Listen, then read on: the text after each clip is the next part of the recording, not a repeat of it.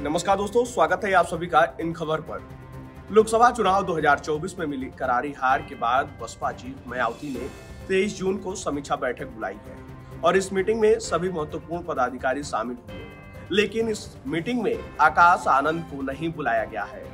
मायावती ने इस समीक्षा बैठक में पार्टी के सभी महत्वपूर्ण पदाधिकारी, जिला अध्यक्ष, उम्मीदवारों को बुलाया है। बसपा चीफ इस बैठक में बुरी तरह से हुई हार की समीक्षा करेंगी।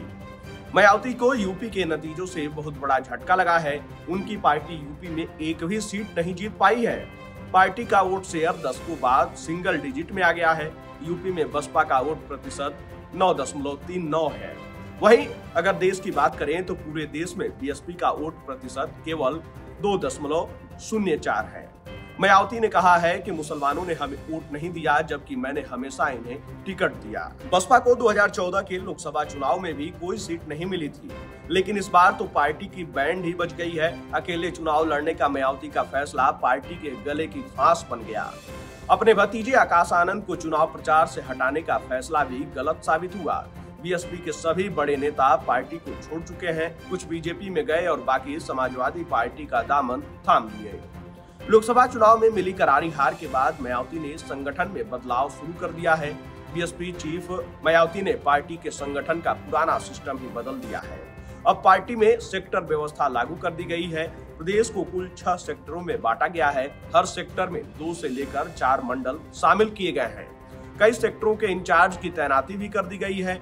वहीं कई के कार्य क्षेत्र में बदलाव किया गया है। आपको बता दें कि 2019 में मायावती की बसपा ने सपा के साथ गठबंधन किया। बसपा ने 2019 में 10 सीटों पर जीत हासिल की। वहीं 2022 का विधानसभा चुनाव मायावती अकेले लड़ी, सिर्फ 1 सीट जीत पाई। 2024 का लोकसभा चुनाव भी मायावती ने अकेले लड़ने का फैसला किया, मगर उन्हें इस चुनाव में तगड़ा झटका लगा है। और सबसे खास बात यह है कि जो समीक्षा बैठक बुलाई गई है, यानी कि मायावती ने अपने पार्टी के पदाधिकारियों समेत तमाम जिला अध्यक्ष और उम्मीदवारों को तो बुलाया है, लेकिन अपने भतीजे आकाश आनंद को उन्होंने नहीं बुलाया है, जो कि सबसे ज्यादा चर्चा का विषय है। आपको बता दें कि आकाश आनंद को उन्होंने अपना उत्तराधिकारी भी घोषित किया था, नेशनल कोऑर्डिनेटर के पद पर भी थे।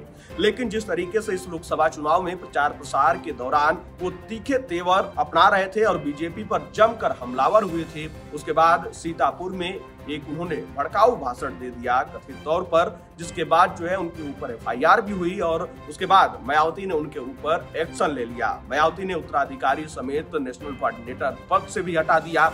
उन्होंने परिपक्व न होने की बात कही थी। अब इसके बाद जो समीक्षा बैठक बुलाई गई है, उसमें भी आकाश आनंद को दरकिनार कर दिया गया है।